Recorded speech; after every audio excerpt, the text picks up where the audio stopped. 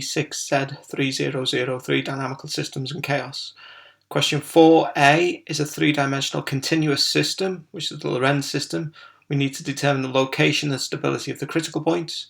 Question 4b is a two-dimensional discrete system, and we need to determine the location and stability of fixed points of period 1 only. So we look at for part A. Here is the Lorentz system, a system of three differential equations.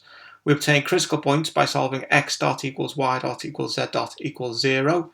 We can use the solve command in MATLAB, which I've done over here in the window, in the command window. So we define x, y, and z to be symbolic. So x, y, z equals solve. Here's our three equations. X dot is 0, y dot is 0, z dot is 0. We find we get three critical points. And the three critical points I've listed here. Next, we want to determine whether they are stable or unstable. So we look at the Jacobian matrix. Again, we define x, y, and z to be symbolic. And we're going to substitute in our Jacobian matrix J, we're going to substitute x is 0, y is 0, z is 0.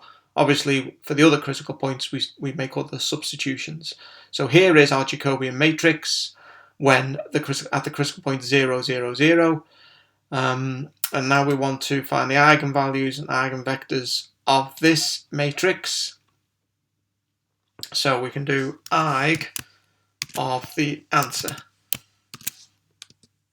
And here are the eigenvalues, which again insert form. That doesn't really help us very much. So now we can take the Birdle precision arithmetic VPA answer of that to say 5 significant figures.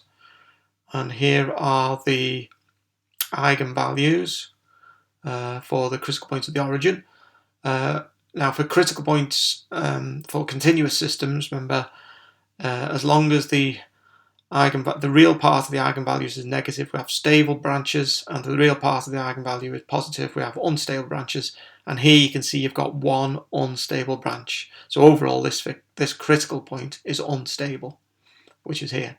If we do that for the second critical point of B, then we get these values here for the eigenvalues. You can see all real parts are negative, so therefore this is a stable critical point. And again here for critical point C, the real part of all the eigenvalues is negative, so again this is a stable critical point. Moving on to 4b, this is now a discrete system. So to find the fixed points of period 1, we want to know when xn plus 1 equals xn, call it x. Yn plus 1 equals yn, call it y. So again, we solve simultaneous equations, which won't go into here. But so we solve these simultaneous equations using xn plus 1 equals xn equals x, yn plus y, yn plus 1 plus yn equals y. And again, we find that, well, in this case, there are three fixed points. Again, we find the Jacobian, so find dp dx, dp dy, dq dx, dq dy, and then we simply substitute these values, similar to what we did above, and then we find the eigenvalues of these.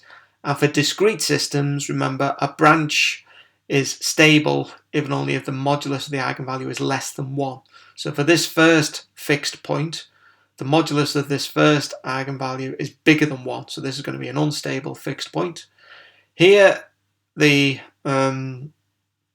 modulus of the eigenvalues, the modulus of this eigenvalue here is, so the modulus is bigger than 1, so again this is unstable. And here the modulus of these eigenvalues are both less than 1, so this is a stable fixed point. This concludes the solutions to question number 4.